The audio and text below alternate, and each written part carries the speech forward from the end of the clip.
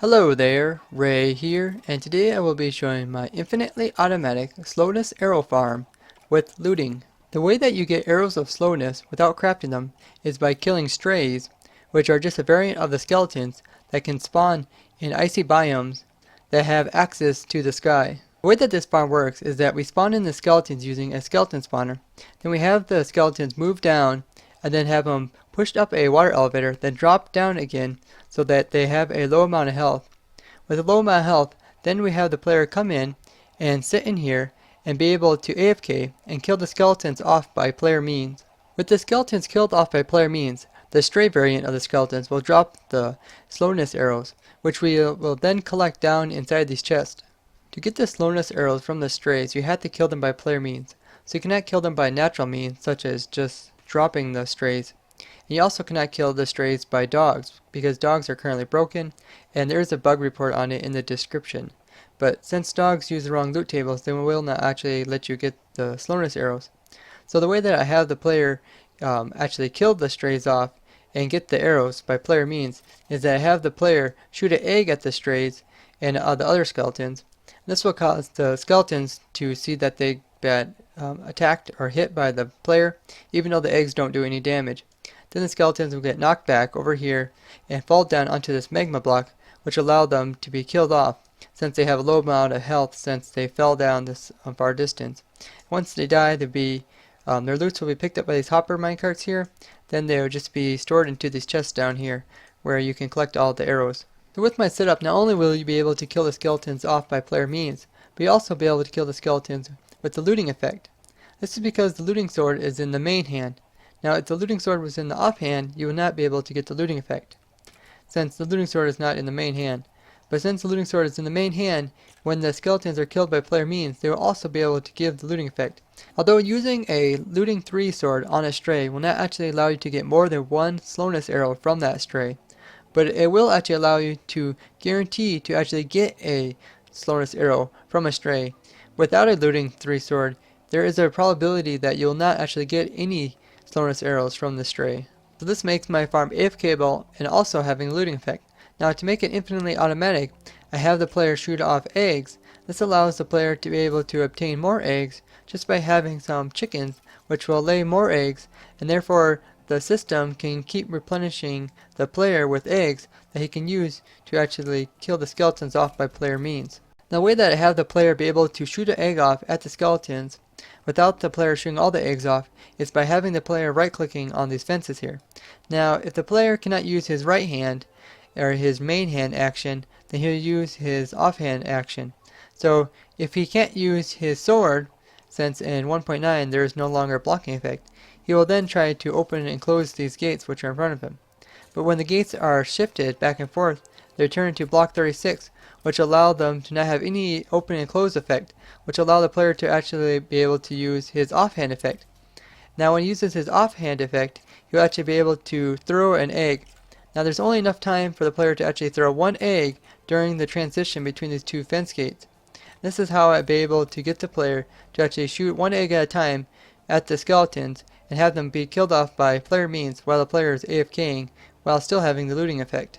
They had recently removed the ability where the player can continue to right click on a iron door or iron trap door, and this ability may even be removed from fences since fences don't really have any right click ability.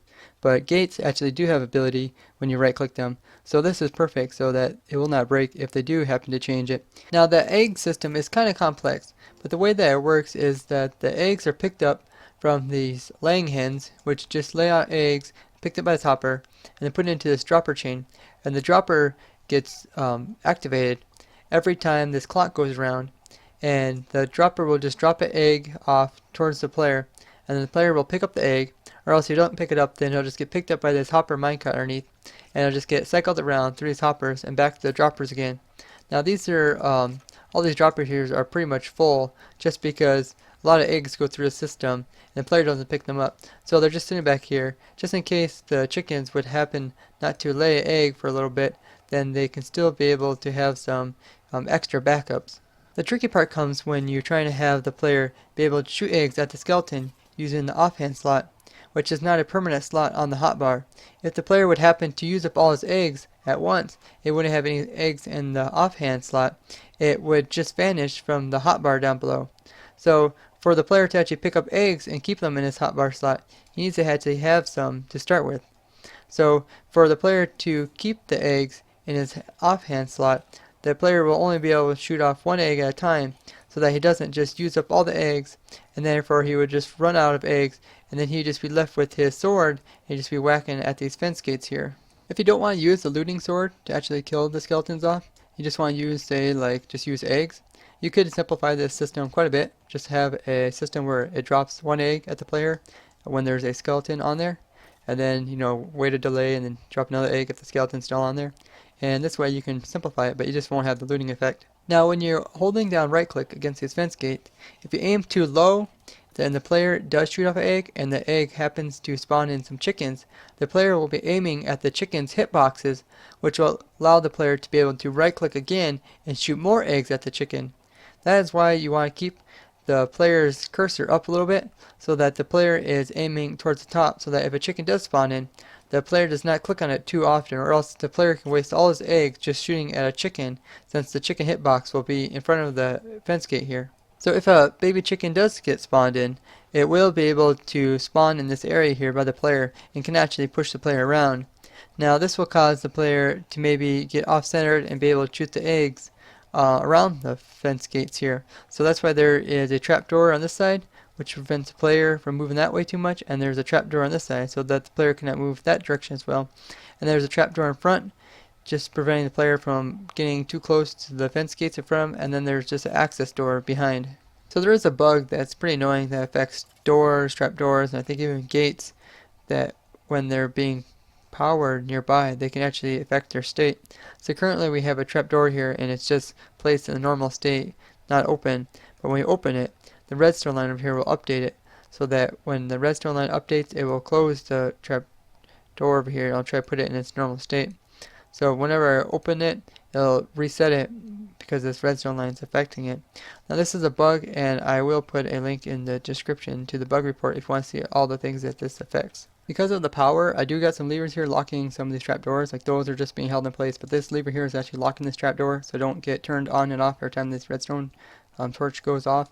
I also got some levers around here just holding these trapdoors in place so they're not always flickering every time the redstone around here is activating. So when the chicks do spawn in from the eggs, we have magma blocks here which allow them to just be killed off so that they do not just sit around and leg up the area, or else grow up into chickens and then start laying eggs, which will also leg up the area, since we already have plenty of eggs sitting around here. Right beside the dropper which drops out the eggs, we have a door here. This door is just blocked so that the eggs don't happen to fly over in this direction, and kind of conserves the eggs, allowing them to just fall in this area here. Once in a while you have an egg that will fall off in that direction, but most of them will land near the player so you can actually pick them up. The way that the wiring works for the fence gates and how they're being controlled is that there is a tripwire here which just detects if there's any skeletons in the bay area.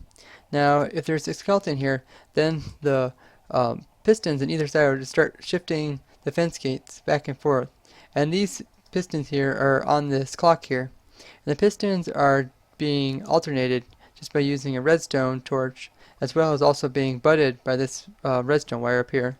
So when it unpowers, it'll update the piston head over here, and then this will allow it to retract, while the other one will extend. So that way they can shift the fence gates, which allow you to shoot between them.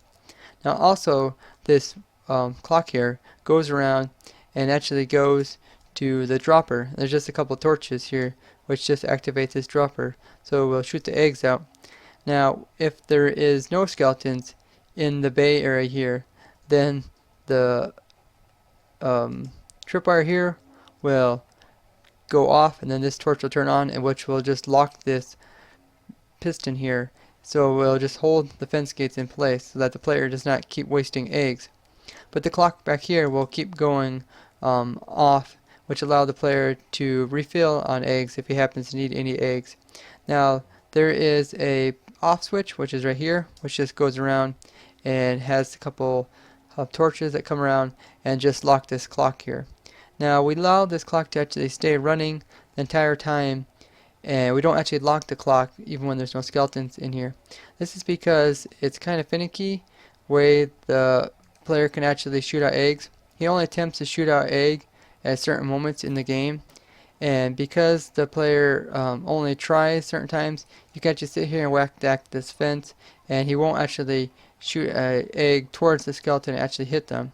So to get the player actually started hitting on the skeletons with the eggs is that you have to find a cycle where the player is actually shooting an egg between the two fence gates.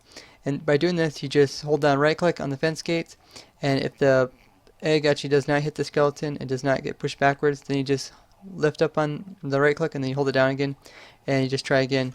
Now, one of these times you actually hit the skeleton. When you do, you just want to continually hold it down, and then you can press the F11 key, and then once your screen goes black, you can lift up on your right mouse button.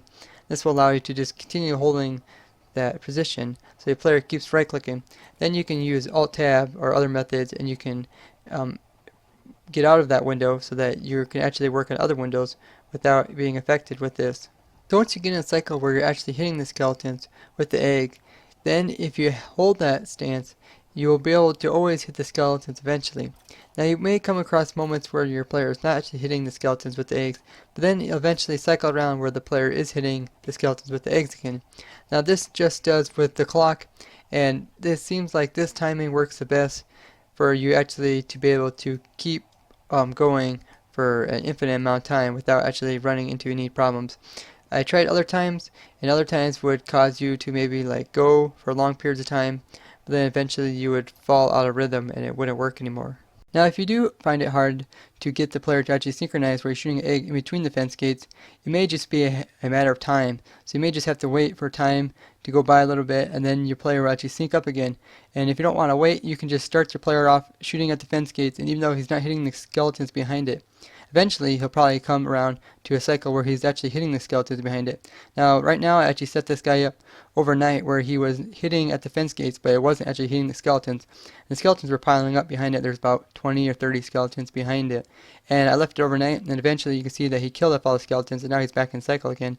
And it went from about 90 levels up to about 117 levels. So I killed quite a few skeletons, and I'm sure I'm losing a lot of loots because my chests are full. You can see here all the loots that have come from the skeletons that are just piling up since my chests are full. But you can actually see that the majority of these loots here are armor pieces. This is because the difficulty has reached a pretty high up. It's up at 4, but it can go even higher yet on like a full moon.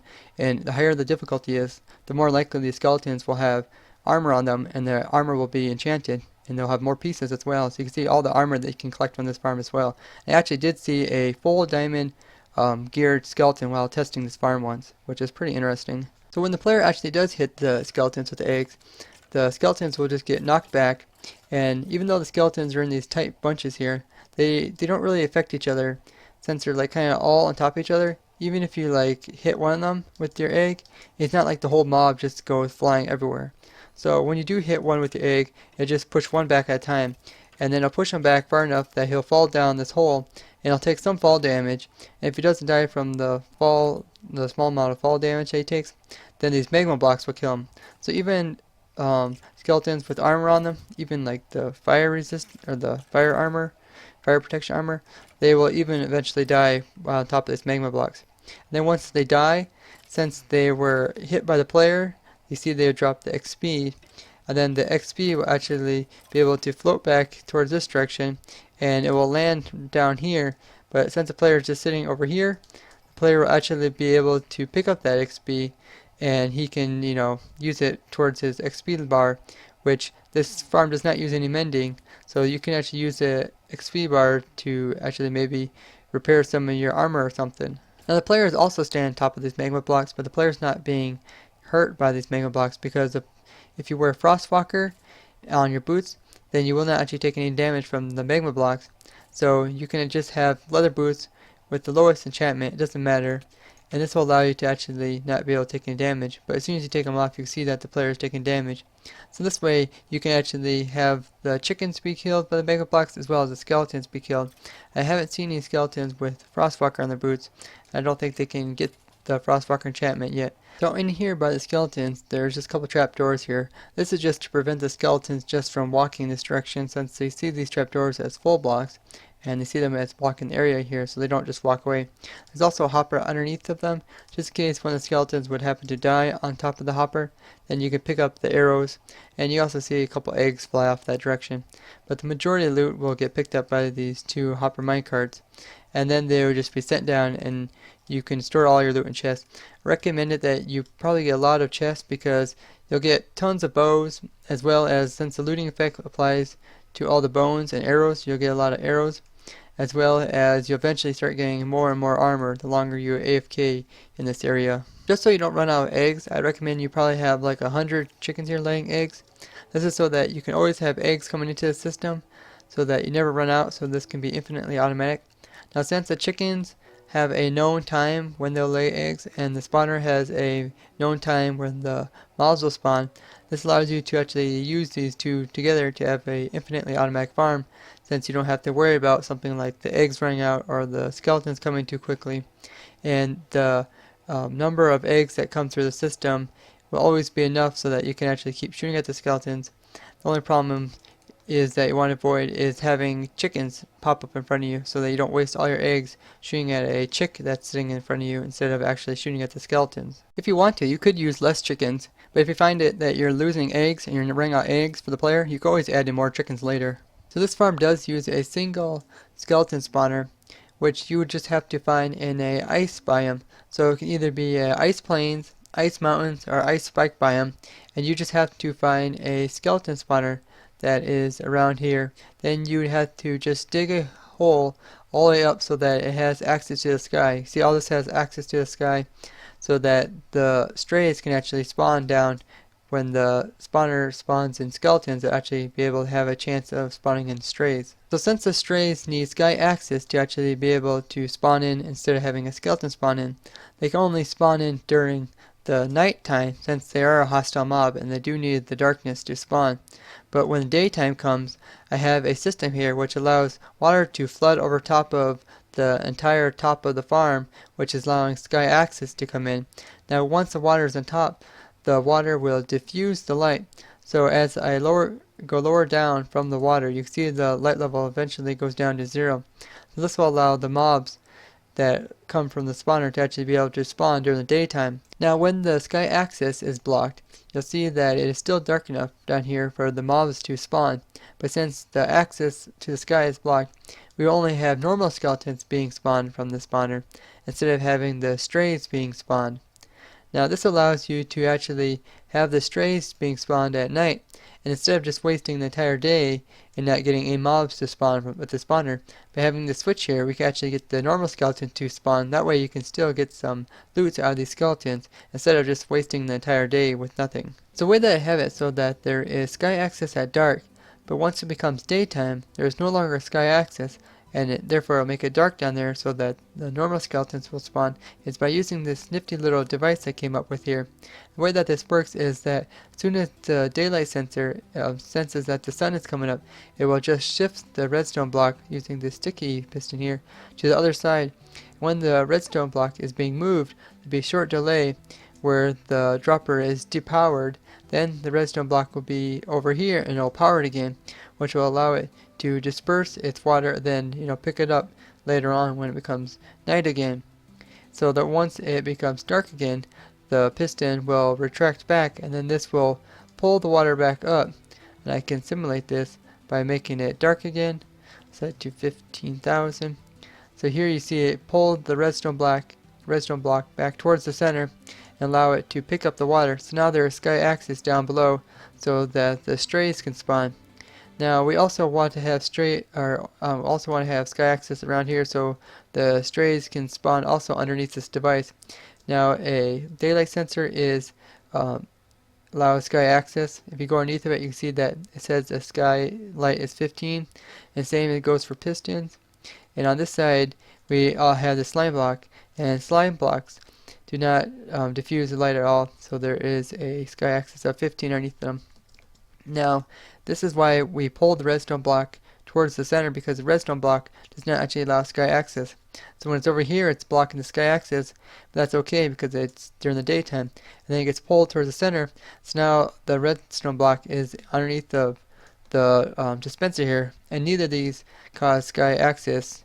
We can see that here the sky axis is only 14, and that's okay because down here you don't want the skeletons to actually be spawning on top of the spawner, so it don't matter if anything tries to spawn there because there's no room for them to spawn. And also underneath of the spawners, no too high mobs can actually spawn underneath of the spawner, so it's okay that's all being blocked. And you can also see that the new spawners have the different entities are inside of them, so you can actually see what can actually spawn from the spawner. So it'll keep changing. Sometimes you have a skeleton with one piece of armor, sometimes you have multiple pieces of armor, which is kind of interesting. The way that diffused light works is that some blocks can actually decrease the light level by a little bit. So like here we have a sky axis of 15. We put our leaf in, now we're down to 10. And lower we go, the lower the sky axis will be. Now, a lot of people are familiarized with leaves and ice being things that will bring down your sky axis, as well as webs, and water will also bring down the sky axis. But there's actually a block in the game that people do not recognize that actually also diffuses light, just like these do. And this block is actually a redstone lamp. Yeah, believe it or not, a redstone lamp actually diffuses light. Now, if we put a redstone lamp in when it's not lit, you can see that it has 0 sky axis. So currently, there's no sky axis coming into here. But if we power a redstone lamp, you'll see that the sky axis is actually noticeable. You can see here the sky axis is 12, and it actually diffuses light. So there's actually some light coming from outside that's coming in through the powered redstone lamp, and it's actually coming down to here. So a redstone lamp is actually a block that has different states. So here there's no sky axis. Here, not only the lamp putting off light, it's also allowing sky axis from the sky down into here. So once the skeletons do spawn, they're just getting pushed towards the center by having these water sources in the corner here. Then there's just a 3x3 hole with fence gates on top of them. They get washed down here, and then there's just a water source up here, and then it kind of drains down towards this direction. And then the skeletons get pushed over here. Got another fence gate which is holding back some water. Then over here we have a water elevator. So the first fence gate holds this chunk of water in here. Then we have some trapdoors. Now trapdoors are really easy to use in survival for these water elevators rather than using signs, which are tile entities. So I would not advise using signs to do little stuff like this. And fence gates are kind of hard to place, but trapdoors are really easy to place in survival, and you also can use them quite easily and craft them quite easily as well. So you just place them, then of course you just jump, and then you can jump on top of them, and then you can continually stacking upward until you have all the trapdoors that you need to make the entire elevator. But the elevator goes up quite a ways, and then on top we have the skeletons come up here, and there's just a protection so they don't get burned by the sun. And then we have another water source that's kind of pushing them to the corner. And then from here, the skeletons get pushed off the edge. But we have this fence here, or this trapdoor here, which just kind of keeps them cornered here. And then we also have a trapdoor here, just to hold them kind of in one position. This allows them to kind of fall down and kind of fall down on top of each other. That way they don't land on this side here, and then they'll get pushed by the hitboxes and just get pushed over top of the magma blocks. So by using my setup, you can actually use this for other types of mobs as well. So you can actually kill mobs off by player means while AFKing with the looting 3 effect for an infinite amount of time. The world download for this is in the description. If you do want to build this in your world, even though the mechanics are pretty complex, the build itself is pretty simple, so you could probably even build this in a fairly new world. So there you have it guys, an infinitely automatic AFK slowness arrow farm with looting. I really enjoy building these type of farms because they give me a real challenge. So if you found this interesting, show me a like. If you'd like to see more unique farms like this built for survival, subscribe, and don't forget to comment. Bye!